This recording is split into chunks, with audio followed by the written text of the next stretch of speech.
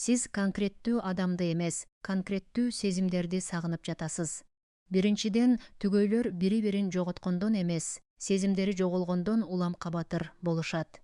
Биз мисалы, кайсы бир кийимди же буюмду сатып алганда, ал үчүн кубанычта болобуз. Ал кымбат баалуубу же жокпу, баары бир кубанычтуу сезимдер жүрөктү ээлеп алат.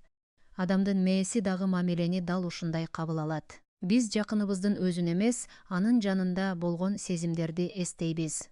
Анан калса убакыттын өтүшү менен жаман таарынычтар менен эскерүүлөр жоголуп кетет. Жана түгөйүңүздүн жакшы жагын гана көбүрөөк эстеп аласыз. Ошол эле маалда чатак унутулат. Мээ дал ушундай кабыл алат. Ошондуктан ажырашуу процессинде идеалдаштыруу жүрөт. Дал ушул нерсе адамды кое бердирбей артка тартат. Ошондуктан бул алдамчы сезим экенин билүү керек. Сиздин жашооңуздагы жалгыз адам эмес. Ажырашкандан кийин бул эркек же аял сиздин жашооңузда акыркы адам болуп калат деген сезимден дагы арылуу керек. Жашоодо миңдеген, жүздөгөн сизге ылайык адамдар бар. Болгону сиздин мээңиз бул вариант татаал жана кыйын деп ойлоп алат. Бардыгы сүйүүдөн улам ажыраша албай кыйналып жатам деп ойлоп калышат. Чындыгында бул невротикалык көз карандылык.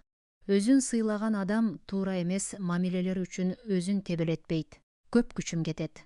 Албетте адам баарын унута салып эле башка нерсеге көчүп кеткендей робот эмес жана ажырашуу чыны менен эле кыйын стресске кабылтат.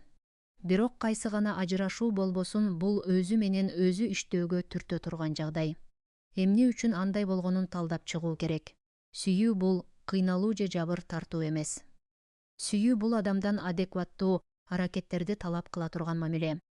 Ошондуктан баарын талдап чыгуу керек да, алдыны көздөй аракет кыла билүү зарыл. Аябай кызыктуу маалыматтар экен. Каналга жазылыңыз. Көрүшкөнчө аман болуңуз.